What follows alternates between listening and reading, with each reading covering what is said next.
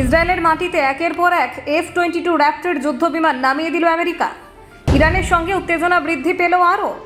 ইরানকে চাপে রাখতে ইসরায়েলে F-22, পশ্চিম এশিয়ায় শক্তি প্রদর্শন আমেরিকার। পরমাণু বৈঠকের আগে যুদ্ধবিমান মোতায়েন, কূটনীতির সঙ্গে বারুদের গন্ধ, 1 ডজন F-22 র্যাপটর ইসরায়েলে।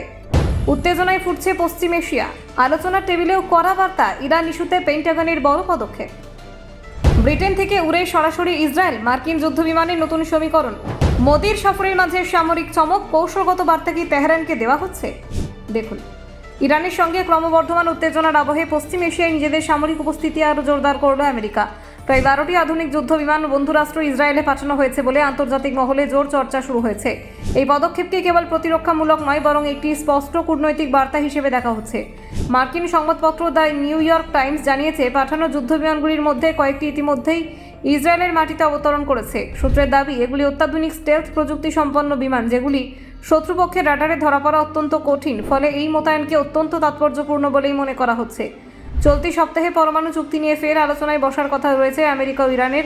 দীর্ঘদিন ধরেই দুই দেশের মধ্যে পরমাণু কর্মসূচি নিয়ে টানাপোড়েন চলছে। যদিও কূটনৈতিক স্তরে আলোচনা এগোচ্ছে, তবু সামরিক প্রস্তুতিতে কোনো ঢিলেমি রাখছে না ওয়াশিংটন। পশ্চিম এশিয়া সংলগ্ন সমুদ্রে আগেই নিজেদের নৌ এবং বায়ুসেনা শক্তি বাড়িয়েছিল আমেরিকা।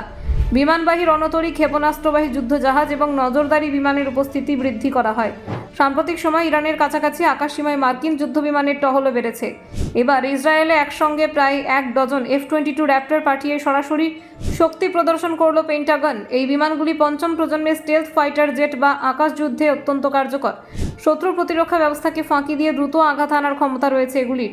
পেন্টাগন অর্থাৎ ইউনাইটেড স্টেটস ডিপার্টমেন্ট অফ ডিফেন্সের সদর দফতর থেকে এই সিদ্ধান্ত কার্যকর করা হয়েছে। জানা গেছে, যুদ্ধবিমানগুলি ব্রিটেনের একটি বায়ুসেনা ঘাঁটিতে অস্থায়ীভাবে রাখা ছিল। সেখান থেকে সরাসরি ইসরায়েলের উদ্দেশ্যে রওনা দেয় তারা।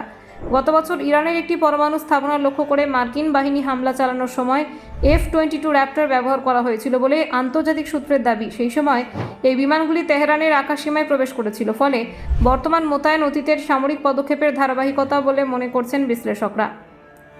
বর্তমানে এই যুদ্ধবিমানগুলি ইসরায়েলের উপস্থিতি পশ্চিম এশিয়ার কৌশলগত ভারসাম্যে নতুন মাত্রা যোগ করেছে।